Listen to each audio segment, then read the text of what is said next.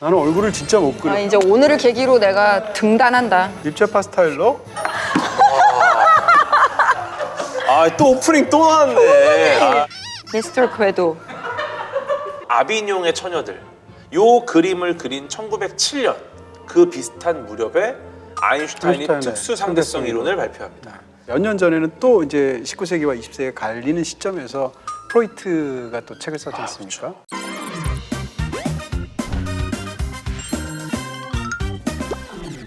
지난번 저희가 프랑스를 주제로 녹화했을 때도 이곳 퐁피두 센터 한화에서 네. 녹화를 했었는데 한 달 만에 다시 찾아왔어요. 한 달이나 지났네요. 네. 그동안 이미 와보신 분들도 계시겠지만 낮에 보는 모습하고 밤에 이렇게 와보는 거하고 사뭇 다른 것 같아요. 낮에는 자연광이 유리창을 통해서 스며드는 모습이 인상적이었는데 이렇게 어두울 때 와보니까 불빛이 부드럽게 도심을 향해서 네. 퍼져나가는 모습이 사실 입장하기 전부터 외관을 보는 것부터가 이미 전시가 시작되는 그런 기분이에요. 파리의 낭만을 여의도에 상륙시킨 서울의 새로운 핫플, 자, 뽕피두 센터 한화에 저희가 다시 찾아온 만큼 현재 진행 중인 전시의 테마랑도 좀 관련이 있는 키워드인 시선을 주제로 정해봤는데요. 네. 사실 예술 작품이라는 게 여러 다양한 시선이 교차하면서 서로 다른 해석과 감탄을 낳기도 하고 철학적으로도 또 예술적으로도 입체적으로 시선이라는 주제를 다뤄볼 수 있을 것 같습니다. 네. 또 어떻게 보면 라플 위클리도 저는 우리 세 사람의 서로 다른 시선이 합쳐지기 때문에 더 매력적이지 않나 하는 생각이 드는데, 자, 우리 시선이 얼마나 다른지 네. 일단 질문으로 시작을 해볼게요. 좋습니다. 네, 이 뒤에 보이는 네. 이 조각 작품 네. 뭘 표현한 것 같으세요? 저는 약간 제트 엔진 같은 느낌이 좀 있습니다. 제트 엔진. 제트 엔진이 약간 이 찌그러진 제트 엔진. 저는 먹다 남은 롤빵을 가방 안에 넣었다가 한 3일 있다 꺼낸 것 같아요. 딱 저 모양이 돼요. 네. 까먹고 가방에서 안 꺼냈을 때. 글쎄. 우리가 이거 작품 하나 보면서도 이렇게 여러 추측하면서 서로 대화할 수 있다는 게 또 네. 이 작품 감상의 묘미가 아닐까 싶은데요. 그러네요.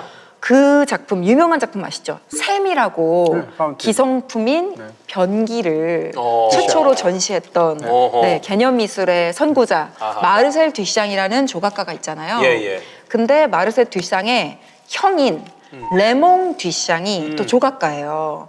레몽 듀샹이 만든 작품이고요. 1914년에 말이라는 제목으로 네. 그래서 잘 보면 네. 말의 등에 기수가 올라타 있는 형상이거든요. 아, 말에? 근데, 네. 스케치한 걸 보면 네. 어떤 게 말이고 어떤 게 사람인지를 좀 보이는데. 구분할 수 있었는데 네. 점점 형태를 단순화하면서 지금은 말과 사람이 뒤엉켜서 융합된 형태를 보이고 있잖아요. 그래서 약간 이제 서로 침투하는 것 같은 느낌도 나고 특히나 말이 동물인데도 네. 약간 기계처럼 표현돼 있는 글쎄요. 거 이게 바로 이제 큐비즘, 큐비스틱한 색채가 드러나기 시작하는 시기여서 그렇다고 하고요. 저 아까 여기서 이제 저기 그 뭐라고 써 있는지 궁금해서 이렇게 자세히 봤거든요. 네네네. 1914라고 써 있더라고요. 네. 1914년이면 제 1차 세계대전이 네. 발발한 해인데 어떻게 생각하면 1차 세계대전이 말에서 기계로 대체된 최초의 전쟁이거든요. 말이 더 이상 전쟁에 쓰이지 않는 그런 면에서 이게 우연이지만 또 말씀하신 거 들으니까 떠오르기도 합니다. 저는 약간 네. 체스의 나이트 같은 형태라는 느낌도 받았었어요. 맞아, 말 같죠? 예, 옮길 수 있는. 정말 말, 그리고 나이트가 약간 그 말의 모양 있잖아요. 네. 이거 딱 보니까 약간 나이트 느낌도 있었는데. 근데 원래는 작게 제작을 했었고 나중에 이거를 좀 확대판을 만들고 싶다라는 이제 꿈만 가지고 있었는데 4년 뒤인 1918년에 장티푸스 열 때문에 세상을 떠나게 되고요. 대신 나머지 두 형제의 꿈을 이어받아서 이거를 똑같은 틀을 확대해서 이렇게 대형 말을 제작을 하게 됐죠. 작품 제목은 뭐예요? 대형 말이요. 말. 대형 말? 프랑스어로 르그랑 슈발. 뭐라고요? 발음 좋네요. 왜 내 얼굴을 시발. 보면서 말을 해? 너무 좀 실례하시네. 네, 말이 슈발이니까. 쉬발. 처음에 나온 건 대형자가 없어서 그냥 르시발. 기사도 정신이 슈발리잖아요. 쉬발. 왜 다 내 얼굴을 보냐고 하냐고 둘 다. 네. 그러면은 저희가 오늘 시선이 주제인 만큼 네. 요즘에 뭐 온라인에 캐치 마인드라는 게임이 있어요? 아, 그렇죠. 네. 저는 뭔지는 모르는데 처음 들어요. 옛날 요즘 아니에요. 요즘 서로의 어떤 마인드를 읽을 수 있는가? 영화로 영어로 합시다. 그렇습니다. 왜 이렇게 잘 그려? 우리는 제목도 생각 안 아니 우리 했는데. 지금 잠깐만 5글자. 누군가가 엿보고 있어 다리 위에서. 이 사람은 거인이야. 삑!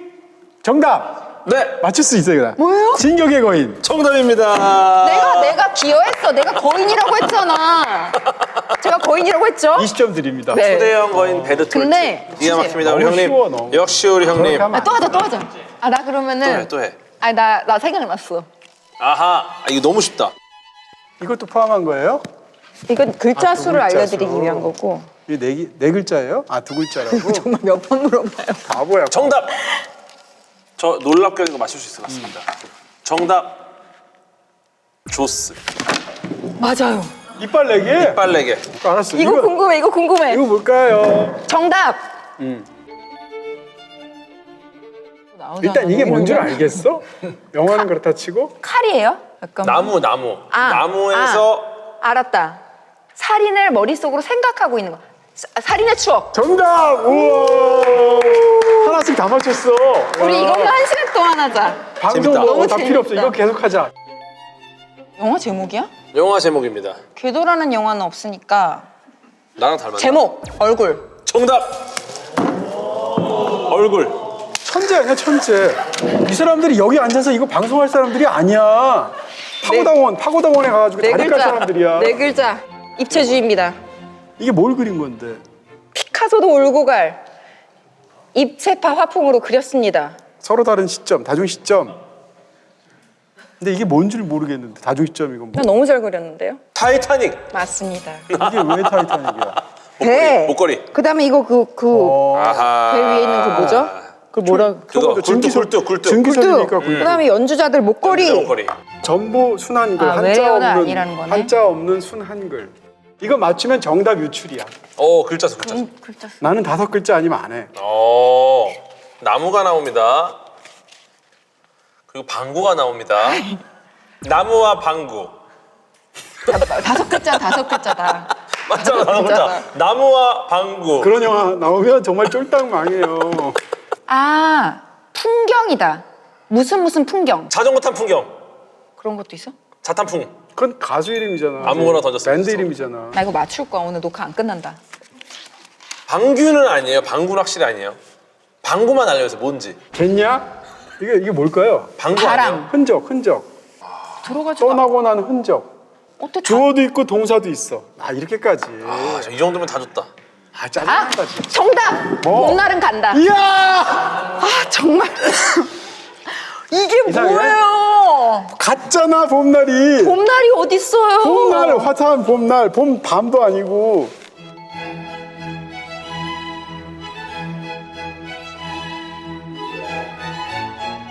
제가 그리겠습니다. 아 저를 그래. 입체파 스타일. 입체파 스타일로? 오 완전 정성껏 그린다. 사인. 이거 이런 거 뿌려야 되는 거 아니야? 액션 페인팅 되는 아하. 이런 거. 아씨 나도 사인할래. 물도 뿌릴 거야. 전위적이다. 액션 페인팅. 우와. 아니, 형이 양 받으셨어요? 우와. 선생님이. 또 오프닝 또 나왔네. 형님 또 오프닝 또 나왔습니다. 하나, 둘, 셋. 미스터 궤도. 형님 마음에 드세요? 이 모든 각도에서 보이는 빨간 안경. 와. 이것은 이 동진 형님의 본질 그 자체입니다. 와. 안경이 본체라는 거죠. 네. 그리고 이제 이 얼굴과 옆모습을 같이 표현해서 오. 두 가지의 각도. 그리고 사실 이 안경 같은 경우는 위에서 본 모습이에요. 네. 그래서 위, 앞, 옆을 한 장면에 표현했습니다. 너무 잘 그렸어요. 궤도의 머리카락, 반짝이는 눈, 입에서 말이 끊임없이 쏟아져 나오는 와, 끝도 없는 멋있다. 말. 야, 좋다. 그다음에 내 아주 사인을 너의 이 곱슬 머리로 표현한 거야. 사인이 멋있다. 내 사인이고 그다음에 옷, 카라. 멋있다. 이거는 좀 이거 봐. 예술적인데? 할 말 근데 진짜. 잠깐만요. 할 말이 진짜. 잠깐만. 자리가 잠깐만. 모자라. 이거 진짜 충격적인 거 찾아냈어. 뭐? 비읍시옷. 아니 되게 뜬거 봐보세요. A, B, C 되고 갑자기 비읍시옷을. 보석 같은 존재. 나도 그럼 슈발 넣지. 그 전에 기역, 니은, 디귿, 리을, 미음, 근데 비읍, 시옷, 비읍, 시옷만 이음을 들어가 있죠? 빼뜨렸어. 받기 싫을 것 같아. 되게 예쁘다. 현이 여기 있습니다. 고마워. 아니, 빨간색이 이거 좀 섞여 있는 게 받으세요. 너무. 이게 사실 이제 프레미티즘이라고. 네. 원시주의 아프리카의 그 원시적인 어떤 그런 것들을 그러니까 약간- 얹어다가 또 우연의 세계를 네. 여기다가 또 착종시켜서 만들어낸 또 거기다가 액션 페인팅이 결합이 돼. 네네네. 그러니까 그림 대상 자체보다는 그리는 행위 자체가 훨씬 더 강조돼. 네. 맞아요. 전 라이브로 그런 작품이지. 봤어요. 그 석상. 이걸 몰라, 이걸? 석상 같아. 이스터 네. 석상인가? 아 그때 가를 주셨어야 되는데. 그럼. 여러분의 콘텐츠 방황을 끝내 고감도 위클리 큐레이션 매거진, 지금 라이프 플러스 앱을 다운로드 받고 더 행복한 콘텐츠 라이프를 즐겨보세요. 우리가 재미로 그림 그리고 서로 뭐 설명하고 해봤는데 사실 현대미술도 멀리서 보면 별반 다르지 않지 않아요? 그렇습니다. 그러니까 사실은 이제 현대미술에 대해서 어떤 사람들이 이제 뭐 사기 아니냐, 오. 혹은 이게 약간 벌거벗은 임금님 아니냐, 단적으로 그냥 이런 것을 보고 아름다움을 느끼지 못하겠다 이렇게 생각하시는 분들도 많고요. 근데 일단 말씀드릴 것은 이 예술에 있어서 아름다움이라는 것은 작품에 있는 게 아니고 작품을 보는 사람에게 있는 거잖아요. 예를 들어서 어떤 작품을 있을 때 우리가 이런 걸 보고 미적인 아름다움을 느끼는데 강아지가 이걸 보고서 미적인 아름다움을 느끼지는 않을 거 아니에요. 뭐 예를 들면 이런 걸 포함해서 결국은 아름다움은 보는 사람 안에 있어서 그 아름다움을 발견하는 거죠. 또 하나는 이제 어떤 게 예술이고 예술이 아니냐가 현대에 있어서 굉장히 중요해졌어요. 예를 들어서 예전에 무슨 굉장히 멋진 그림들을 보거나 조각을 보면 누가 봐도 멋있잖아요. 다비드상 이런 거 누가 봐도 멋있고 모나리자 누가 봐도 미적인 어떤 아름다움을 주죠. 근데 요즘은 사실은 미술이라고 하는 수많은 것들을 보면 이게 미술이야? 이게 예술이야? 라고 생각하죠. 그럼 어떤 게 예술이고 어떤 게 예술이 아니냐를 결정할 수 있을까라는 데에 대한 수많은 방식들이 있어요. 여기에 대해서 제가 제일 그럴듯하게 생각하는 건 듀샹이 한 말입니다. 예술가가 어떤 작품을 어떤 것을 예술이라고 말하면 그것은 예술품이다라는 말이에요. 이 말은 굉장히 이제 동어반복적인 것 같고 무슨 약간 궤변처럼 느껴지지만 이 말 속에는 굉장히 중요한 뜻이 있는데 예술가의 의도가 중요하다는 뜻이에요. 그러니까 내가 어떤 것을 놓고 이것을 예술이라고 한다는 얘기는 내가 예술로 만들겠다라는 어떤 창의적인 의도가 개입된 거잖아요. 그러니까 어떤 사람이 어떤 것을 만들어내거나 어떤 걸 표현하거나 어떤 것을 드러내놓고 이것을 예술품이다라고 말을 하면 그거 예술품이 아니야라고 말할 어떤 객관적인 잣대 같은 건 없다는 거예요. 그게 바로 아까 말씀하셨던 듀샹의 파운틴이라는 작품인데 샘. 이것을 사실은 이게 어떻게 예술인가를 우리가 이해를 하게 되면 현대미술에 대해서 약간 좀 훨씬 더 확 잘 보이는 느낌이 저한테는 있었거든요. 무슨 얘기인가 하면 변기를 파는 그냥 가게에 간 거죠. 가가지고 남자 소변기를 하나 산 거예요. 친구랑 함께. 그리고 나서 그것을 출품하고 전시를 하고 거기다가 파운틴이라는 이름을 샘, 변기에다 샘을이라는 이름을 붙인다는 것 자체가 일종의 약간 무슨 아재 개그 같은 거야. 거기다가 또 이제 서명을 해. 서명을 하는데 MUTT 머트라는 이름을 서명해요. 근데 머트가 그 변기를 팔았던 상점 이름이 모트예요. 그래서 그걸 변형한 것처럼 보이기도 하고 다른 한편으로는 당시에 굉장히 인기가 있었던 신문연재 만화가 있었는데 머트라는 주인공이 도박에만 굉장히 신경 쓰는 굉장히 형편없는 건달 캐릭터라는 거예요. 그걸 일부러 쓴다는 것 자체가 일종의 약간 이 예술에 대한 엄숙주의에 대한 조롱 같은 거죠. 그러니까 변기를 애초에 생산한 목적은 소변기를 화장실에 갖다 놓으면 변기를 쓸 수 있어서 그 용도 때문에 만드는 건데 그 용도를 박탈시키는 거예요. 변기를 쓸 수 없게. 네. 왜냐하면 미술적으로 이런 데다 화랑에 여기다가 지금 듀샹의 파운틴을 전시하면 누가 여기다 소변을 보겠어요? 그런 면에서 효용성을 없애버리죠. 네. 그러면서 이것을 예술품이라고 주장할 수 있게 되려면 그게 왜 예술품이냐? 내가 예술품이라고 말을 했으니까 라는 거가 되죠. 그걸 개념적으로 본다면 이런 거예요. 옛날에는 미술품을 만들려면 조각가든 화가이든 뭘 먼저 생각해야 되냐면 자기가 심상이 있다 하더라도 심상을 어디에 어떻게 만들 것인가라는 수단이 있어야 돼요. 예를 들면 내가 회화로 표현하고 싶으면 캔버스가 있어야 되고 조각을 하고 싶으면 대리석이 있어야 된다는 거예요. 수단을 먼저 정해야 되죠. 그다음에 심상을 특정한 방법으로 표현하는 방식이 중요하겠죠. 이게 전통적인 방식이라면 이 듀샹의 파운티에 오게 되면 수단을 자기가 발명하는 거예요. 그다음에 표현도 별로 안 중요한 거예요. 여기서 진짜 중요한 건 개인의 심상, 아이디어라는 거예요. 내가 그러니까, 어떤 의미를 부여했느냐. 그렇죠. 그래서 현대미술은 상대적으로 제목도 더 중요하기도 하고 거기에 대해서 내가 어떻게 말을 하느냐, 어떻게 주장하느냐, 시스템 속에서 어떻게 그것이 전시되거나 보여지느냐가 중요하죠. 이렇게 본다면 기존의 미술품을 만들어내는 뭐라고 그럴까요? 이 과정 속에서의 본말이 완전히 바뀌었다 그럴까? 주객이 바뀐. 말 그대로 코페르니쿠스적인 어떤 전환 같은 것이 네. 현대미술에 이루어지잖아요. 현대미술에서 가장 어떤 극적인 사건으로 보이는 걸 뒷장의 파운틴에서 볼 수 있기도 하죠.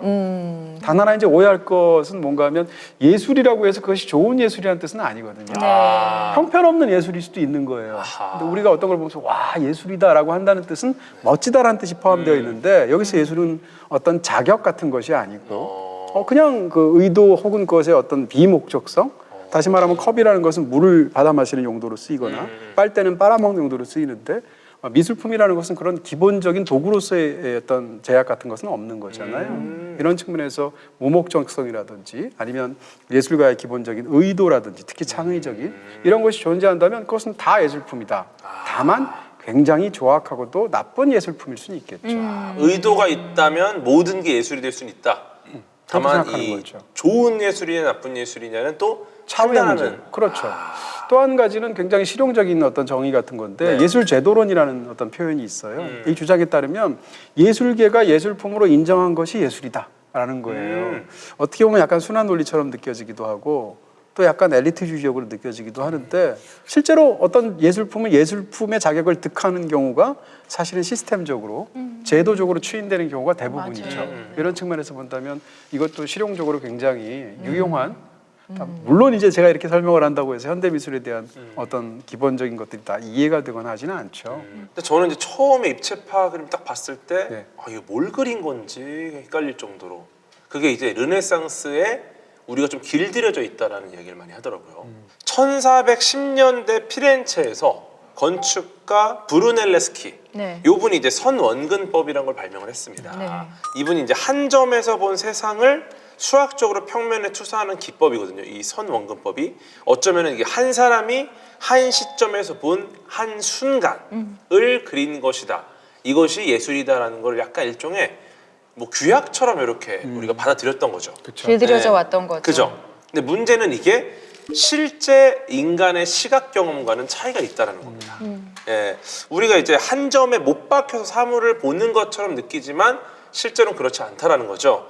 그러니까 우리가 고개를 돌리기도 하고 다가가기도 하고 옆모습을 보기도 하고 뭐 만져보기도 하고 이러면서 어떤 대상을 기억하는 거거든요. 근데 르네상스 회화는 모든 시간성과 운동을 그냥 한 시점으로 압축을 해버린다는 겁니다. 네. 그래서 19세기에 카메라가 등장을 하면서 네. 사진이라는 게 나오니까 네. 어쩌면 이 한 시점 한 순간을 그대로 담는다라는 거는 이 사진을 이기지를 못하는 거예요. 네. 그래서 이제는 회화가 완패하는 상황이 벌어졌고 여기서 이제 피카소와 브라크가 이 시기에 들고 나온 게 기존의 이 규약을 깨는 작업이었다고 합니다. 네. 사물을 한 시점에서 보는 게 아니라 여러 시점에서 보고 동시에 본 걸 한 화면에 분해해서 다시 재조립을 했다. 이렇게 하는 게 입체파, 큐비즘이라고 이제 부르는 건데 비평가 루이 보셀이 브라크의 그림을 보고 이제 약간 비꼬는 데서 유래를 했대요. 그 브라크의 에스타크의 풍경, 에스타크의 집을 그린 걸 보고 그래요? 작은 입방체들이 모여 있는 것 같다. 여러 개의 큐브들이 모여 있는 것 같다. 그게 이제 나중에 기사에도 인용이 되고 하면서 큐비즘으로 굳어졌다고 하죠. 근데 재미있는 거는 이 비슷한 시기에 인지심리학자들이 하나의 사실을 발견합니다. 그러니까 인간이 익숙한 사물을 인식할 때도 가장 특징적인 윤곽을 또 정신적으로 좀 합성을 해가지고 요걸 이제 기억을 한다는 거죠. 이걸 이제 정준 시점이라고 하는데, 그러니까 어떤 표준, 정해진 표준의 시점을 가지고 이렇게 기억을 한다는 거예요. 네. 컵을 그려라. 그러면 거의 비슷하게 그릴 거예요. 네. 어떻게 그리느냐? 동그랗게 밑으로 네. 이 손잡이가 있는. 네, 옆에서 본 모습. 대부분 옆에서 본 모습과 뭐 위에서 본 입구 요거를 섞어서 그립니다. 컵을 그려라 했을 때 기억과 경험을 그쵸. 다 합쳐서 머릿속에는 이 물체를 온전하게 만들어낸다는 거죠. 네. 그래서 이게 3차원으로 보이지 않지만 3차원으로 인식하는 것. 어쩌면 이게 이제 입체파고 이 뇌의 정보 처리 방식을 정말 그대로 이 캔버스에 우겨 넣은 게 이제 입체파 화가들입니다. 제가 볼 때 우리는 그나마 뭐 어릴 때부터 피카소의 그림이나 뭐 브라크의 그림을 보면서 자랐으니까 그게 그렇게 뭐 괴기스럽다 이상하다라고 느끼지 않는 것 같은데 옛날 사람들이 그 당시에 그 그림이 등장했을 때 사람들의 눈으로 보면 그쵸. 그럼 이게 뭐야 정말 충격적이었을 것 같아요 처음에는. 입체파라고 우리가 이제 큐비즘이라고 이야기하는 게 보통 뭐 브라크 혹은 이제 피카소 이야기를 하고 그 자체를 이제 열어젖힌 어떤 패러다임을 전환한다고 했다고 할까요? 그런 것을 보통 이제 아비뇽의 처녀들이라고 네. 하잖아요. 아비뇽의 처녀들이 있고 피카소가 있는데 피카소를 이제 현대미술에서 우리가 워낙 또 거목이기도 하고 중요한 위치에 있어 그런데 사실은 그 이전에 선취한 사람이 있다고 보는 거잖아요. 피카소가 무슨 말을 한 적이 있냐면 이런 말을 한 적이 있어요. 라파엘로처럼 그리기 위해서 나는 4년을 써야 했는데 배워야 했는데 어린아이처럼 그리기 위해서 평생을 배워야 했다. 이런 표현을 쓴 적이 있어요. 사실 이제 피카소를 우리가 단일한 어떤 화가나 미술가로 보지만 그 작품들이 정말로 다양하잖아요. 근데 지금 이제 거기서 국한시켜서 말씀드린다면 피카소를 말하기 위해서는 현대미술에서 그 앞에 단계에 세잔이 있었단 말이에요. 네. 피카소 자체가 이제 내가 유일하게 나의 스승으로 삼은 사람이 사실상 세잔이란 말을 하기도 했는데 세잔 이전에도 또 있었어요. 인상파에서 예를 들면 마네 같은 사람도 있었고 그 이전에는 델라크루아라든지 뭐 크루베 같은 사람도 있었단 말이에요. 이렇게 계속 그 원류를 찾아갈 수 있는데 어찌됐건 입체파나 현대미술에 관해서 말을 하려면 세잔에 관해서는 말할 필요가 있어요. 근데 우리가 그림에 대해서 논평하자는 건 아니고 저도 미술사적인 지식들을 다 책으로 배운 사람이거든요. 그래서 미술사가들이 하는 말을 옮겨드리면 이런 겁니다. 세잔이라는 사람은 이제 보통 이제 우리가 후기 인상파라고 얘기하지만 최초의 고대라든지 뭐 그리스 시대라든지 중세 시대에는 그림을 어떻게 그렸냐면 굉장히 평면적으로 그리고 실제 보이는 걸 그대로 그리지 않는 데다가 기본적으로 신 중심이었던 그림들 같은 걸 그리다 보니까 중요도에 따라서 인물 크기를 달리한다던가 다시 말하면 우리가 자연 상태에서 대상을 볼 때 보는 경험하고는 판이한 그림을 평면적으로 그렸단 말이에요. 그러다가 말씀하신 대로 두 번째 단계에서는 단일 시점이라는 거를 만들어내게 되고 르네상스 이후부터 그게 이제 원근법이라는 거잖아요. 근데 이걸 철학적으로 말을 한다면 우리는 자연을 제대로 보아낼 수 있는 방법을 만들어냈다라는 뜻일 수도 있는 거예요. 원근법이라는 게. 어떻게 보면 앞으로는 이렇게 보자라는 규칙일 수도 있고 세상을 더 훨씬 더 잘 이해하기 위한 일종의 시선의 어떤 규칙 같은 걸 만들어낸 거란 말이에요. 근데 그것이 이제 본격적으로 균열을 가져오게 된 것이 이제 인상파로 와서인데 그 중에서 세잔을 말하는 이유가 세잔의 정물화를 보게 되면 이제 어떤 그 과일들 같은 걸 그리게 될 때 일단 탁자가 한 20도쯤 기울어져 있어요. 위에 어떤 데는 포도가 있고 뭐 어떤 데는 무슨 사과가 있고 이렇게 되어 있을 때 사과는 위에서 본 모습으로 그리고 그다음 포도는 밑에서 본 모습으로 그리거나 옆에서 본 모습. 다시 말하면 우리가 한타의 어떤 특정한 시점에서 보게 되면 원근법이라는 건 저 멀리 우리 시선이 정확하게 일치하는 소실점이라는 게 있고 눈높이라는 것이 중요하다고 생각하는데 그걸 다 뭉개는 거죠. 이걸 왜 이런 짓을 하느냐라고 한다면 세잔 입장에서는 우리는 정말 보고 있는 그대로를 그리는 것일까? 라는 시선에 대한 근원적인 의문을 가진 거예요. 의문을 가지다 보니까 현대미술로 오게 되면 어떻게 대상을 내가 보이는 대로 재현할 것인가 혹은 어떻게 그릴 것인가가 중요하지만 현대미술로 오면 개념이 바뀌어서 우리는 제대로 인식하고 있는가에 대한 근원적인 질문으로 바뀔 수가 있죠. 그리고 또 우리가 사람이 볼 때 내가 예를 들어서 궤도를 본단 말이에요. 궤도님을 보게 되면 이렇게 보는 게 아니라 아까 말씀하신 대로 이렇게도 봤다가 저렇게도 봤다가 또 사람의 눈이 두 개이다 보니까 양안시란 말이에요. 왼쪽 눈이 보는 것과 오른쪽 눈이 보는 게 다르단 말이에요. 이러면서 우리가 어떻게 보면 종합적으로 보게 되는 건데 그리고 또 볼 때 디테일을 보지 않고 사람의 형태와 느낌과 이런 걸 보게 된단 말이에요. 봤을 때 감정도 중요하고. 이 모든 것이 포함되면 사실은 세잔이 성취했던 어떤 그 정물 하나 아니면 뭐 생트 빅투아르 산에 대한 그림들이나 이런 부분에서의 시선에 있어서 어떤 혁명적인 변화를 만들어냈는데 그것을 계승해서 보다 더 충격적으로 현대미술을 제대로 태동시킨 게 이제 보통 입체파라고 말을 하죠. 이런 어떤 시선의 역사에 대한 기본적인 맥락을 설명해야 되는 것 같습니다. 말씀하신 대로 이제 세잔은 이제 형태를 좀 단순화하자고 했잖아요. 뭐 원기둥이나 원뿔 이렇게 야학적으로 형태로 단순화하자고 하면서 인상주의의 씨앗을 뿌리내린 사람이라고 한다면 이 낭만주의에서 인상주의로 가는 시점에 나왔던 영국인이 가장 사랑하는 빛의 화가가 있죠. 조셉 말로드 윌리엄 터너예요. 그래서 짧게 윌리엄 터너라고 불리는데 빛을 이용해서 그 어떤 인상을 화폭에 담아낸 걸로 이제 독특한 화풍을 창조를 했죠. 근데 저는 사실 이 사람의 그림은 너무나 많이 봐왔지만 이 사람이 사적으로 성격이 어떤지 이런 거는 잘 몰랐다가 영화 한 편을 보고 와 어떻게 저런 캐릭터가 있을까 성격적인 탐구를 하고 캐릭터 분석을 하는 게 너무 재밌더라고요. 미스터 터너라는 영화예요. 마이클 리 감독이 연출을 했고 티모시 스폴이라는 배우가 연기를 했는데 너무 연기를 잘해서 깐에서 나무주연상을 수상을 하기도 했어요. 이 터너의 말년의 25년의 인생을 그린 이야기인데 어떤 장면이 나오냐면 이 사람이 성격적으로는 좀 모난 데가 있거나 사회적으로 좀 결여됐을지라도 일단 예술에 대한 엄청난 순수한 집착이 있어요. 그래서 한 번은 증기선을 타고 배를 타고 오다가 눈폭풍을 만나는데 이 눈폭풍을 내가 직접 두 눈으로 가까이서 보고 싶어서 선장한테 닻에 나를 묶어달라 그래요. 몇 시간 동안 거기에 묶인 채 정면으로 그 눈폭풍을 바라보고 그걸 그린 그림이 실제로 있어요. 근데 그렇게 하는 나이가 정말 패기 넘치는 무슨 30대 나이가 아니라 60대 후반에 그런 일을 했어요. 묶어달라고? 네. 이제 말년에 갑자기 새로 나온 카메라 어떤지 한번 시험해 보려고 사진을 찍으러 가는 장면이 나와요. 네. 필라델피아에서 온 사진 작가가 이제 사진관에서 사진을 찍어주는데 움직이면 안 되니까 목에다 뭘 받쳐놔요. 그래서 계속 렌즈를 바라봐야지 안 흔들리니까 네. 옆에다 무슨 꽃 같은 거를 놓고 자 여기를 바라보세요 이러고 무슨 표정을 지어야 될지 모르겠는 그 표정으로 이제 사진 찍는 그 멘트도 해요. 터너가 그러면은 이 카메라가 이제 모든 세상에 있는 것들을 다 똑같이 다 사진을 찍겠네요 하면서 네. 더 이상 화가가 똑같이 그리는 게 의미가 없어질 것임을 예고하는 시사하는 그런 대사도 나오죠. 근데 굉장히 재밌습니다. 미스터 터너.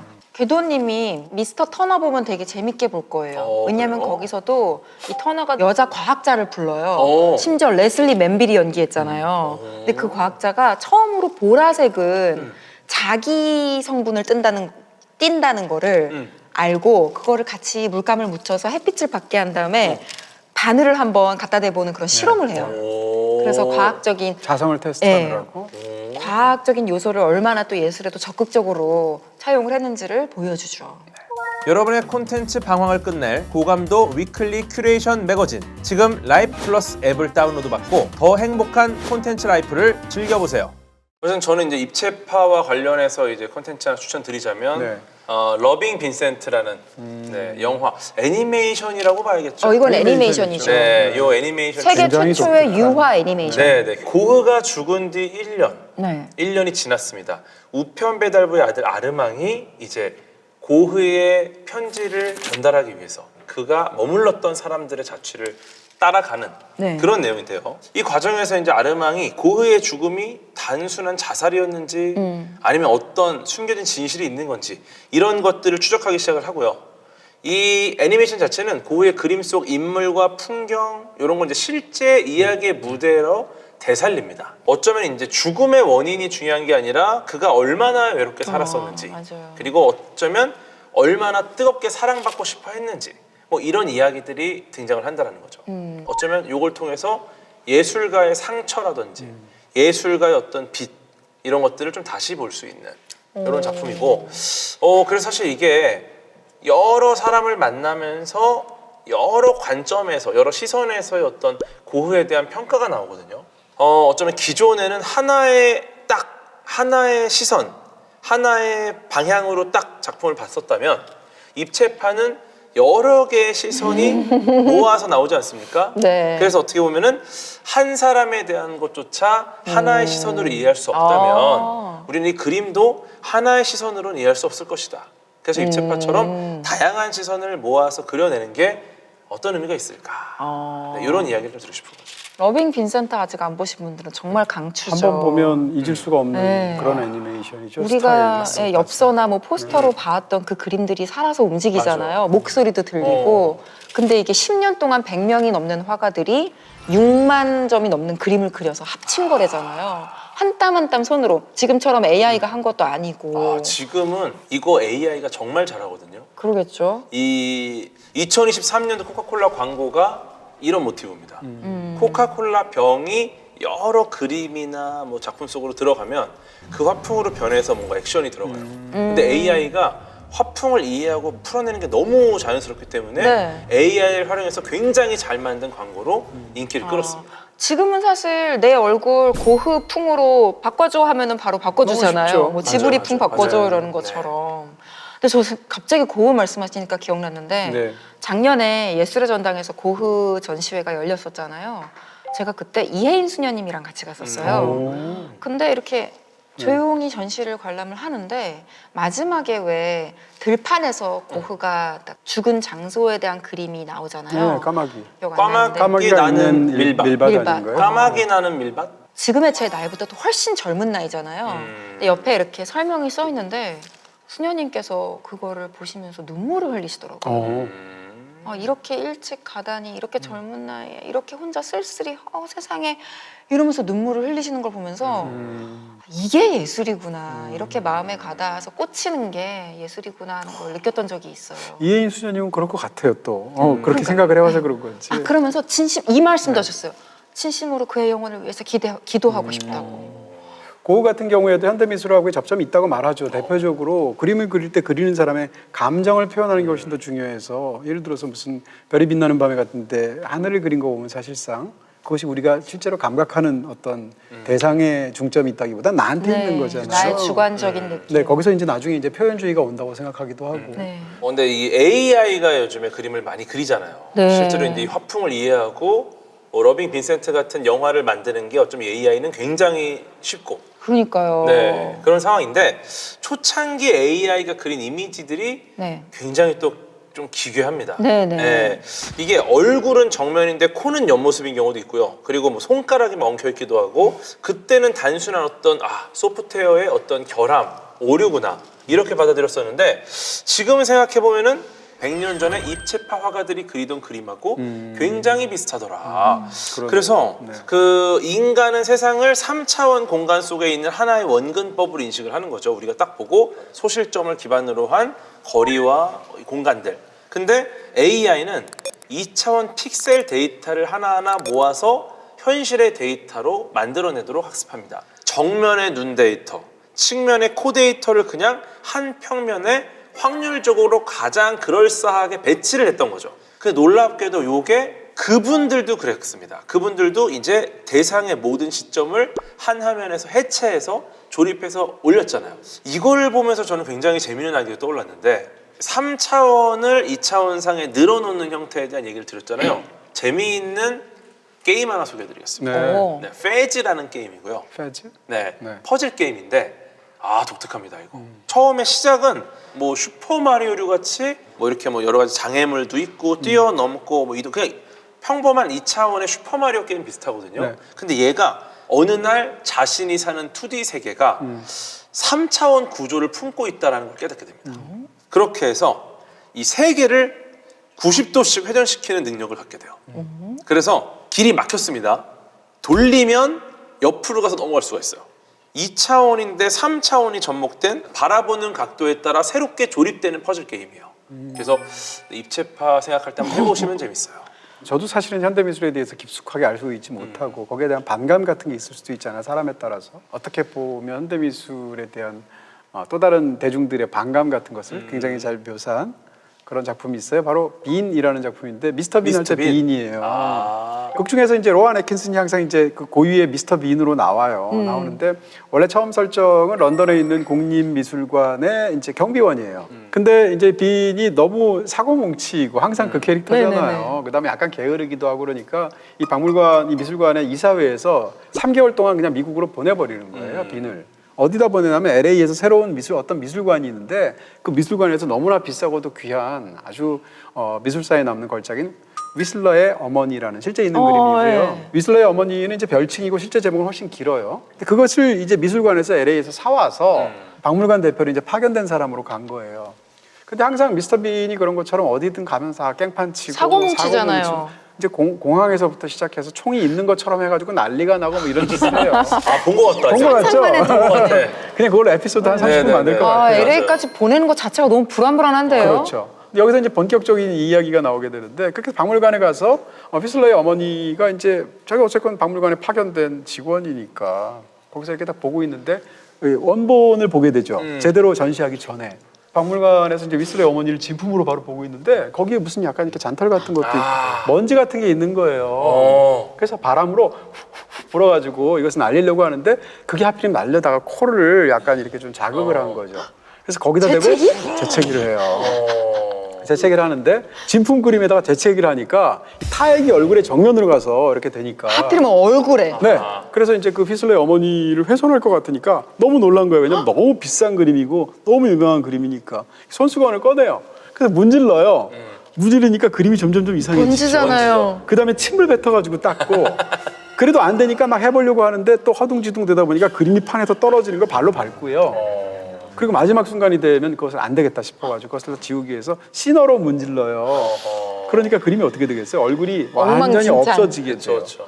그러니까 너무 당황하니까 거기다가 자기가 또 그림을 그려 넣어요, 얼굴을. 그래서 말도 안 되죠. 이런 상황 속에서 되니까 이 사람의 일을 봐주던 미술관 직원 입장에서는 정말 자기는 해고뿐만 아니라 이 배상부터 시작해서 너무 어마어마하잖아요. 이거는 형법에 그럴 수도 처벌을 있겠죠. 받을 것 바로 같은데. 감옥이죠. 이걸 뭐 어떻게 배상을 하겠어요? 예. 난리가 난 거죠. 당장 이제 전시회에서 그 그림을 내일부터 보여줘야 되는데 밤에 꾀를 냅니다. 빈이 어떻게 꾀를 내냐면 계란 흰자를 거기다 바르고요. 포스터에다가 흰자를 바르고 매니큐어 칠하고 해서 마치 그림 그린 것처럼 조작을 해요. 그리고 다음날 그것을 바꿔치기해서 전시를 하는데 그 미술 최고의 전문가들이 딱 앉아서 그걸 보면서 다 감탄하는 거죠. 와, 진품을 보니까 너무 그림이 훌륭하다는. 다르다 뭔가. 그렇죠. 그리고 더군다나 빈이 단순한 경비원이 아니라 이 미술의 조예가 아주 깊은 박사이면서 최고의 전문가인 것으로 오인이 돼요. 그런 상황에서 그 그림에 대해서 해설을 해야 돼 갑자기. 근데 이 사람 되도 않게 막 마음대로 해설을 하죠. 근데 들으면서 역시 무릎을 치면서 박사님은 다르다 이러는 거예요. 그러면서 문제가 해결되면서 종반부로 가게 되는 이야기입니다. 이런 이야기가 있다는 것 자체가 그 휘슬러의 어머니는 사실은 그렇게 어려운 작품은 아니고요. 직관적으로 우리가 볼 수 있는 어떤 미적인 아름다움이 있음에도 불구하고 굉장히 건박한 작품이면서 단순화된 작품이고 딱 봐도 이게 왜 그렇게까지 걸작인지를 모를 정도이지 우리가 그걸 체득할 수 없는 건 아닌데 그럼에도 불구하고 사람들이 딱 봤을 때 느끼는 와 너무 아름답다 너무 잘 그렸다라는 그런 그림은 아닐 수도 있단 말이에요. 미술사적인 지식이나 아니면 감상 방식에 따라서 네. 그런 것에 대한 반감이 있는데 그 반감을 빈이라는 캐릭터를 이용해서 너무 잘 보여준 그런 작품. 이 영화가 개봉될 때 국내에서도 그렇고 외국에서도 그렇고 대대적으로 홍보하기도 하고 심지어 포스터에도 나왔던 기억이 있는데 로안 애킨슨이 사실은 약간 좀 바보 캐릭터잖아요. 네. 어떻게 보면. 네. 근데 로안 애킨슨이 옥스퍼드 대학 나왔거든요. 그렇죠. 굉장히 엘리트죠. 토니 블레어하고 룸메이트였단 말이에요. 이렇게 해서 그 사람이 얼마나 사실은 이렇게 어떻게 보면 바보 연기를 하지만 네. 지적으로 어떤 굉장히 뛰어난 그런 성취했던 사람인가를 또 같이 광고를 해요. 그러니까 저는 이 영화 바깥에서 홍보하는 방식도 어떻게 보면 영화 내용 안에하고도 굉장히 네. 비슷한 느낌이 들어서 근데 신기하네. 왜 그 하고 많은 작품 중에 휘슬러의 어머니를 그쵸, 그쵸? 영화에서 소재로 삼았을지 온갖 비하인드가 있을 것 같지 않아요? 네. 이유가 이 각본을 쓴 사람이 바로 러브 액츄얼리도 쓰고 네, 그 리차드 커티스예요. 너팅힐도 쓰고 아 진짜요? 네, 그 노팅힐을 쓴 작가예요. 극작가가 샤갈의 엄청난 팬이래요. 오. 그래서 노팅힐에 네. 줄리아 로버츠하고 네. 휴 그랜트하고 그랜트하고 마주 앉아가지고 네. 이렇게 테이블에서 차 같은 거 마시는 장면에서 네. 휴 그랜트 집 벽에 네. 그 샤갈의 샤갈이 신부라는 그려있어요? 그림에 포스터가 걸려 있는데 네. 줄리아 로버츠가 저 그림이 아, 걸려 맞아, 있다니 맞아. 너무 신기하네요. 네, 네, 네. 그랬더니 이제 휴 그랜트가 네. You like 샤갈? 어. 샤갈 좋아하세요? 그러니까 바이올린 키는 염소가 없으면 행복이 아니죠. 라는 대사를 해요. 네. 그리고 마지막에 심지어 줄리아 로버츠가 이제 성공한 여배우로 나오잖아요. 그래서 그 그림을 선물해요. 진짜 그림을. 진품을. 그 진품을. 그래서 되게 중요한 모티브로 맞아. 등장을 하는데 그리고 그 그림 자체가 굉장히 행복하잖아요. 신부가 이렇게 하늘로 날아오르는 것 같은. 근데 그 이유가 그 극작가가 샤갈을 너무 좋아해서 넣었다고 하더라고요. 그러니까 재밌네요. 미술사에 대한 굉장히 지식이 있는 네. 그런 케이스겠네요. 네, 개인적인 어떤 취향도 확실하고.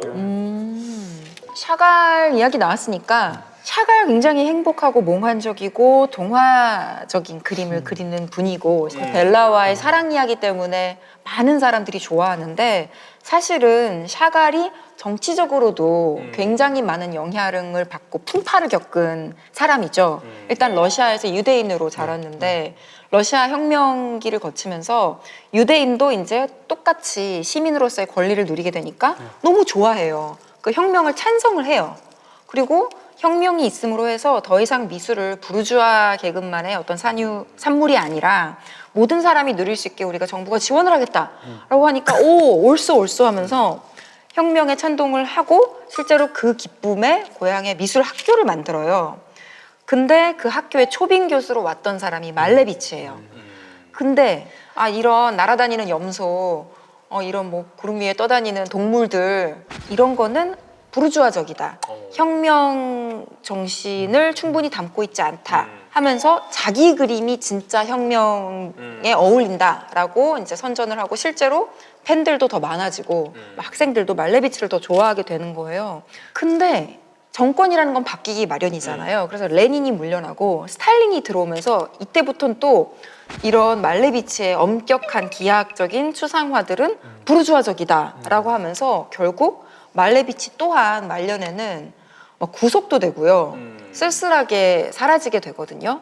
그러니까 정치가 예술에 개입을 하면 안 된다는 거를 보여주고 실제로 실존했던 인물들이잖아요. 한 사람은 엄청난 표현주의, 막 꿈 같은 그림을 그리는 사람이고 한 사람은 절제된 도형으로만 막 김 같은 그림 그리잖아요. 절대주의라고 하죠. 네, 그런 절대주의적인 그런 그림을 추상주의적인 그림을 그렸던 사람이 대비되는 거를 시각적으로 잘 보여준 영화여서 샤갈과 말레비치의 실제 이야기를 또 영화적으로 다시 연출한 게 볼만합니다. 네.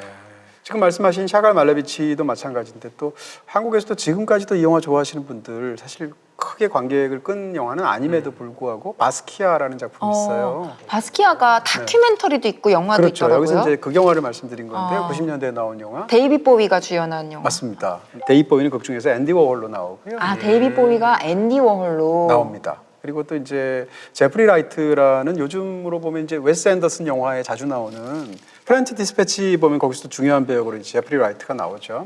근데 제프리 라이트가 이 바스키아로 나오고 바스키아가 저도 이제 연도를 따져봤더니 이번에 찾아보게 되니 1960년생이에요. 네. 그러니까 90년대 젊어요. 이미 바스키아 영화가 나왔으니까 30대 나이잖아요. 사실 27살에 세상을 요절을 떠났거든요. 했으니까. 뉴욕 미술계의 스타이면서 또 그러면서도 굉장히 불행하게도 요절해서 세상을 떠난 케이스인데 흥미로운 건 이제 그 영화에서 바스키아라는 영화고 바스키아가 주인공이고 바스키아가 제일 많이 나오는 전기 영화인데 그 역을 연기했던 제프리 라이트가 앞에 크레딧이 나오잖아요. 오프닝에 네 번째로 나와요. 그럼 누가 더 중요해요? 제일 먼저 나오는 게 데이빗 보이고요. 뭐 이런 앤디 식으로 워홀 역할. 네, 그런 식으로 앞에 세 명이 더 나오고 왜냐하면 제프리 라이트는 별로 안 유명하니까. 그래서 그렇다 하더라도 바스키아의 타이틀롤이잖아요. 타이틀롤에다가 좀 너무하다는 생각을 제가 이번에 보면서 다시 하게 됐고요. 어찌됐건 이 바스키아를 보시면 우리가 이제 이런 영화를 볼 때의 재미, 다시 말하면 뉴욕의 미술계가 이렇게 굴러가는구나 이걸 엿보는 것 같은 그런 느낌을 굉장히 그쵸. 주는 작품이고요. 장미셸 바스키아의 삶 자체가 워낙 드라마틱하고 다시 말하면 흑인이 무슨 그림을 그려? 라는 그 말을 훨씬 더 세고도 이 속어로 아주 쌍말에 가까운 N워드들을 사용해서 그렇게까지 하던 시대에 흑인으로서 뉴욕의 그 미술계에서 혜성처럼 떠올라서 네. 평단들이 막 스타로 또 네. 만들어주기도 하고 그러면서 거기서 이제 하다가 27살에 세상을 떠난 마약 중독까지 하게 되고 본인이 스타가 되니까 사랑하는 여자를 버리기도 하고 친구하고 의절하기도 하고 뭐 그래요. 그러니까 한 인간으로서는 결함이 많기도 하면서 정말 불꽃 같은 삶을 산 거죠. 이런 것들을 보여주는 굉장히 흥미진진한 그런 미술 영화라고 할 수 있습니다. 참 재밌더라고요. 앤디 워홀이랑 막 우연히 길거리에서 만나가지고 얘기 나누다가 그렇게 일약 스타가 되고 그런 영화에도 거잖아요. 보면 앤디 워홀과 바스키아가 서로 하나의 캔버스에 교대로 그림 그리는 것도 나오고 그리고 또 영화에서 보면 앤디 워홀이 바스키아의 천재성에 대해서 약간 주눅이 들어있는 것 같은 그런 장면들도 있고요. 또 데이빗 보위 같은 또 이제 정말 락스타 중에 락스타 희대의 스타가 또 직접 연기를 하기도 하니까 그런 걸 또 보는 재미까지 있습니다. 데이빗 보위도 화가이기도 하거든요. 네. 또 미술 애호가이기도 하고 이런 면에서도 흥미롭죠. 그 영화를 만든 사람이 줄리앙 슈나벨이라는 감독이고 그때 줄리앙 슈나벨이 최초로 만든 잠수종과 나비라는 더 유명한 영화가 있는데 같은 감독이에요. 근데 줄리앙 슈나벨이 이 영화를 만들 때 사실은 줄리앙 슈나벨하고 바스키아가 엄청 친한 친구 사이라고 말할 수 있을 것 같고 네. 나이는 더 슈나벨이 많은데요. 80년대에 이 줄리앙 슈나벨도 화가였어요. 이제 뉴페인팅의 기수로 굉장히 각광받던 스타 화가였었고 이런 측면에서 바스키아라는 사실은 20대에 죽었고 죽은 지 얼마 되지 않은 대중의 기억이 굉장히 생생한 그런 사람을 옆에서 오랜 세월 보아왔던 사람으로서 거기에 대해서 굉장히 흥미로운 어떤 연대기를 만들어낸 그런 작품이다라는 측면에서도 재밌죠. 극 중에 등장하는 바스키아의 그림들도 전부 다 줄리앙 슈나벨이 직접 그렸대요. 그 형태로. 올해 초까지 DDP에서 바스키아전을 했잖아요. 맞아요, 근데 맞아요. 이렇게 연도별로 네. 이렇게 쭉 이력이 나오잖아요. 근데 이제 친구들이랑 가서 보면서 네. 그래라고 했던 게 네. 바스키아가 뭐 뉴욕의 거리 미술 그래피티 아티스트로 뭐 노숙도 하고 이런 시절도 있었지만 사실 집안에서 부모님들이 되게 적극적으로 지원을 해준 케이스거든요. 그래서 어렸을 때 바스키아에게 어머니가 애가 그림 그리는 거 좋아하니까 해부학 책을 사줘요. 더 자세하게 인체를 그리라고. 그래서 주변에 친구들이 다 아이들을 키우는 엄마들이다 보니까 그래, 엄마가 이렇게 어렸을 때부터 재능을 알아보고 이렇게 좋은 재료를 사주고 한 게 그게 중요하다? 바스키아를 만들었구나. 이런 얘기를 하면서 봤죠. 또 어떤 부모들이 각성되겠네요. 뭐 바스키아와 슈나벨 감독의 친분 이런 거를 말씀하셨으니까 저도 그러면 이제 피카소의 사생활로 좀 잠깐 넘어갈까 하는데요. 복잡하신 분이잖아요. 네. 그러니까 이게 또 시선이랑도 맞닿아 있는 게 우리가 그 사람을 화가로서 작가로서 볼 때의 시선이 있고 남자로서 남편으로서 연인으로서 볼 때의 시선은 또 다른 거잖아요. 그쵸. 근데 피카소는 워낙 살아생전에 이제 여성들에게 군림한 그런 분인데 피카소가 태어난 곳이 말라가잖아요. 스페인의 말라가. 제가 딱 가보면 너무너무 깨끗해요, 도시가. 오. 하얀 건물들에 네. 바닥도 쫙 발반들하게 깔려 스키가 다 있고. 말라가 진짜. 눈물이 마릅니다. 미안해. 눈물이 말라가. 네, 사투리 좀 했어요. 대리석이 반들반들하게 닦여 있고 네. 굉장히 깨끗한 도시예요. 근데 당연히 피카소가 거기서 출생을 했기 때문에 거기에 피카소 미술관이 있죠. 초창기에 살았던 지역이다 보니까 우리가 지금 아는 그런 큰 대작들보다는 초기 뭐 구성화 이런 것들이 많이 있고 그 미술관 앞에 골목에 즐비한 가게들이 전부 피카소 피카소만 물건들만 팔겠지 뭐. 팔아요. 뭐 와, 가방, 진짜. 티셔츠, 모자, 우산 이런 거. 기념품들이 전부 다. 네, 막 거기 사람들 바글바글해요. 어허. 근데 제가 딱 미술관에 도착했을 때 네. 스마트폰이 꺼진 거예요. 배터리가 오. 방전돼서. 그래서 그래, 이거 하늘의 뜻이지. 눈으로 담자 하면서 진짜 열심히 문 닫을 때까지 본 거예요. 거기 써 있는 거 다 읽고. 왜냐면 사진 찍는 시간 낭비 안 되니까 그렇죠. 다 봤는데 마지막에 피카소의 작업실을 그대로 재현해 놓은 공간이 나와요. 이젤 이렇게 있고 캔버스들 막 놓여 있는데 그리고 이제 그 딱 나올 때 가게도가 나옵니다. 살면서 8명의 여인과 살 수는 있지만 이게 다 시기가 겹치죠. 그래서 가게도를 이렇게 보다 보면 굉장히 복잡을 한데 입체파. 네, 그 여인 네. 입체적이에요. 가게도가 네, 가게도도 입체파. 굉장히 입체적이에요. 그 각각의 여성들의 심정에 이제 내가 이입을 하면서 어땠을까 생각을 하게 되는데 네. 그거를 담은 영화가 서바이빙 피카소라는 영화가 있어요. 그 중에서 가장 10년 가까이 오래 만난 여자가 이제 질로라는 여인이었고 질로? 이 여성들이 서로 다른 여자의 존재를 알면서 피카소를 살아내는 거예요. 서바이빙 하는 거예요. 피카소를 견뎌내는 그래서 제목이. 이야기예요. 근데 피카소는 어떤 이야기가 있냐면 그 우는 여인이라는 유명한 작품이 있거든요. 도라라는 사진 작가를 그린 건데 이 도라가 다른 사람들의 시선으로 봤을 때는 아름답고 능력 있고 자신만만한 여인이었지만 피카소 앞에서 늘 운 거예요. 피카소를 사랑하는 마음과 그럼에도 다른 무수한 여자들이 있는 거에 대한 그 슬픔 때문에 항상 울었기 때문에 피카소의 시선에서는 그냥 우는 여자인 여자. 거예요. 그럼에도 이 천재 피카소를 사랑할 수밖에 없는 이 여인들의 심정은 또 뭐였을까 하는 마음으로 보게 되는데 그 정반대의 또 입장에 있는 화가이자 영화로도 탄생된 여인이 바로 프리다 칼로죠. 프리다 칼로도 반대 시점이죠. 반대 시점이에요. 네. 프리다라는 영화로 개봉이 됐고 셀마 헤약이 여우주연상 후보로도 올랐었죠. 근데 정말 강인하고 심지어 어렸을 때 소아마비로 한쪽 다리가 짧아지고 18살 때는 타고 있던 버스가 전차랑 충돌을 해서 뼈가 다 으스러져서 수차례 대형 수술을 하거든요. 근데 그걸 다 이겨낸 사람이란 말이에요. 얼마나 강인한 정신력을 갖고 있으며 그런 여성인데 남편이 바람둥이였죠. 디에고 베라즈가 멕시코 유명한 벽화 화가인데 그래서 이 프리다에게는 3가지 소원이 있었대요. 하나는 디에고와 함께 사는 것, 하나는 그림을 그리는 것, 하나는 혁명을 이루는 것. 그 3가지 소원이 있었다고 할 만큼 디에고라는 이 나쁜 남자를 참는 게 얼마나 힘들었을까 하는 고통이 느껴지는데 그럼에도 불구하고 그런 고통스러운 일을 회피하는 게 아니라 정면으로 응수를 하면서 계속 자화상을 그리잖아요. 아 진짜 강인한 정신력의 소유자였구나. 프리다 칼로의 그림 보면 고통이라는 것이 어떻게 작품에서 승화라고 볼 수도 있고 즉시라고 볼 수도 있을 텐데 그런 것이 딱 그냥 그림만 봐도 이 얼마나 고통스러운 스스로의 모습을 그려냈는지가 그대로 드러나는 그런 작품들이죠. 한 가지만 자랑해도 돼요? 자랑하세요. 저 사실 피카소가 사인한 그 책이 있어요. 그걸 가지고 오셔야죠. 아니 못 갖고 오죠. 너무 귀해서. 그게 아니고 이제 책이 너무 오래돼가지고 이렇게 약간 바스러져요. 우와, 네. 이건 무슨 일이에요? 피카소에 관한 글에다가 피카소가 스페인어로 사인해준 그 스페인어로요? 스페인어죠 물론. 네. 우와. 그렇게 갖고 있습니다. 피카소가 본명이 뭔지 혹시 아세요? 풀 네임이? 피카소 이름이 어마어마하게 길어요. 피카소 이름이 거의 파이 수준이에요. 거의 뭐 김수환무, 거북이와 두루미, 삼천갑자, 네. 동방석 이거예요. 확실한 건 이베리아 반도의 특성이 양쪽 부모의 이름 성을 다 쓰죠. 쓰는 거예요. 그래서 이게 대를 거듭할수록 I am ground 이거 하듯이 예. 이름이 계속 쌓이는 거예요. 오. 근데 나중에 이제 엄마하고 아빠가 제일 중요하니까 할머니 할아버지보다 네.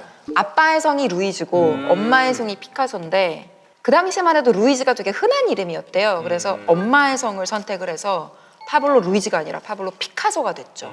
근데 어쨌든 이 입체파 굉장히 또 대단하신 분들도 많고 근데 정말 100년이 지나도 사람들이 입체파의 그림을 보러 미술관에 옵니다. 네. 왜 이렇게 피카소의 그림을 사람들은 좋아할까? 일단 입체파의 그림이 일반적으로 우리가 학습되어 있는 그림 형태랑 좀 많이 다르잖아요. 그러니까 뇌에 도파민이 나오는 이 도파민 보상 시스템은 정답을 딱 맞췄을 때보다 정답을 맞추기 직전에 이제 도파민이 나오는 거거든요. 네. 네, 그러다 보니까 입체파 그림 앞에 딱 서 있는 사람은 어쩌면 여기에 정답이 있을까라는 고민 때문에 정답 직전에 영원히 머물러 있는 상태라고 보더라고요. 그러니까 어쨌든 피카소의 그림을 해석하기 위해서 시각 피질이나 뭐 전두엽, 측두엽 다 동원해서 가설을 세우고 무너뜨리고 세우고 무너뜨리고 이 과정 동안에는 계속 도파민이 나오니까 우리는 입체파의 그림을 좋아한다. 근데 재밌는 거는 그 피카소 아까 계속 나온 아비뇽의 처녀들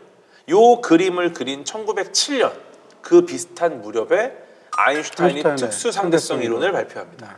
그러니까 재밌는 게 이게 물리학계랑 이 예술계, 미술계랑 굉장히 비슷한 상황이 거의 비슷한 시기에 펼쳐진 거예요. 그렇죠. 시간과 공간은 절대적이지 않다. 요 발상이 이제 물리학에서 등장을 했지만 그림에서도 똑같이 등장을 한 거죠. 그래서 어쩌면 이 19세기적인 세계관이 양쪽에서 동시에 깨진 순간이었다. 이렇게 좀 표현할 수 있을 것 같습니다. 특수상대성 이론을 발표했던 1905년도부터 몇 년 전에는 또 이제 19세기와 20세기가 갈리는 시점에서 프로이트가 또 책을 썼지 않습니까? 그렇죠. 그러니까 무의식을 발견했다고 하잖아요. 그러니까 이런 것들이 사실은 어떻게 보면 서로 다른 예술의 장르뿐만 아니라 학계든 무엇이든 인간에 대한 이해든 이런 걸 서로 영향을 주는 거고요. 서로 상호작용하는 것 같아요. 그래서 추천드리겠습니다.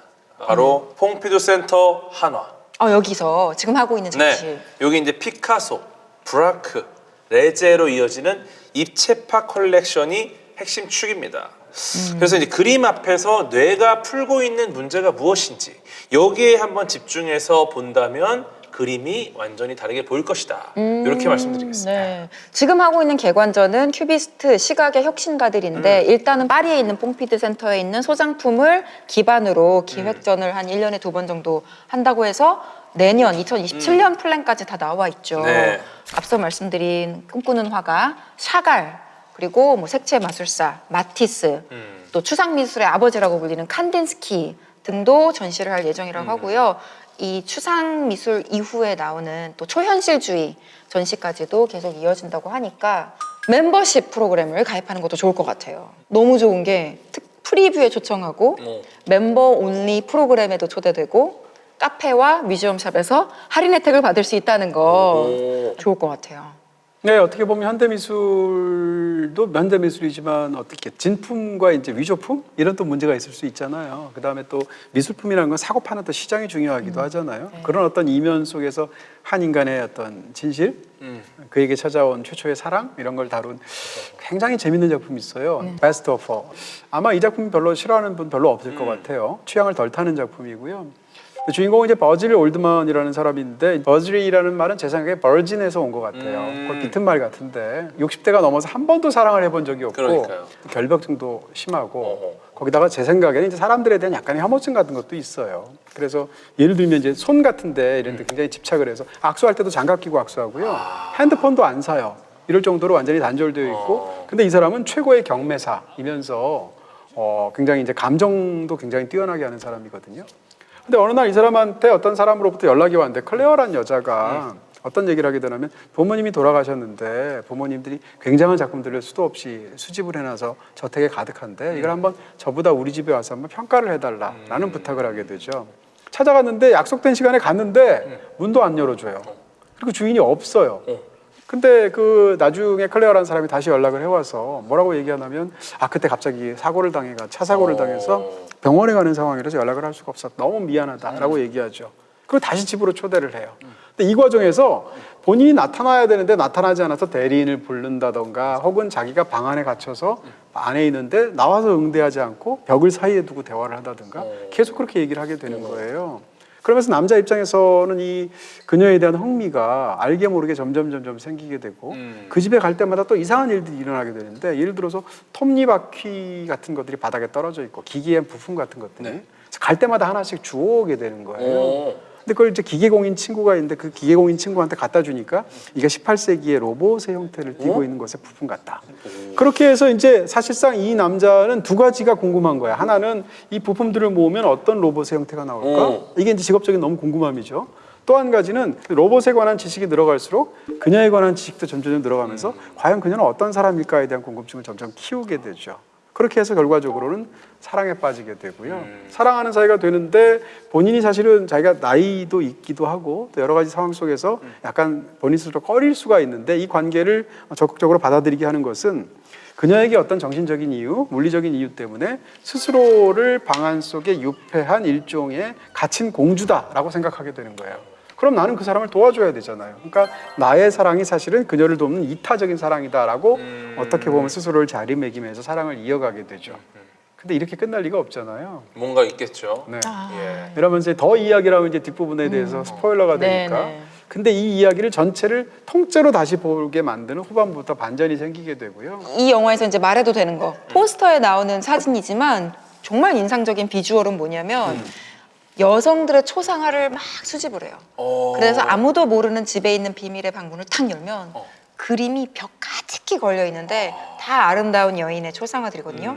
앉아서 그 여인들을 바라보는 게 이 사람에게는 낙이고 유희인 거예요. 사실은 이 영화 속에 비밀의 방이 2개 등장하는 거거든요. 클레어가 스스로를 가두어서 잘 때 나오지 않는 그 집에 있는 비밀의 방, 열리지 않는 문이 있는. 그 다음에 그 수많은 초상화들을 자기만 보기 위해서 가져다 놓은 비밀의 방이 또 이 남자한테 있단 말이에요. 이 두 방을 병치를 하면서 끝에 이야기가 가게 되는 건데요. 그러면서 베스트 오퍼라는 말이 이제 중의적으로 사용되기도 하고 그러면서 이제 또 미술계가 어떻게 돌아가는지를 보여주기도 하고 오늘 주제가 시설인데 어떻게 보면 사랑도 일종의 어떻게 보면 동학이라고 그럴까요? 아니면 서로에 대한 파워 게임이라고 그럴까요? 이런 게 있잖아요. 덜 사랑하는 사람이 권력자라고 하잖아요. 다른 한편으로는 두 사랑하는 사람 사이에서 시선을 가진 사람이 권력자거든요. 여기서 어떤 인물의 상황을 굉장히 다면적으로 볼 수 있는 건 과연 누가 시선의 주체이고 극 중에서 과연 누가 시선의 객체인가라는 문제로 보면 이 사랑의 게임이 굉장히 달리 보일 수 있다 이렇게 말할 수 있습니다. 오.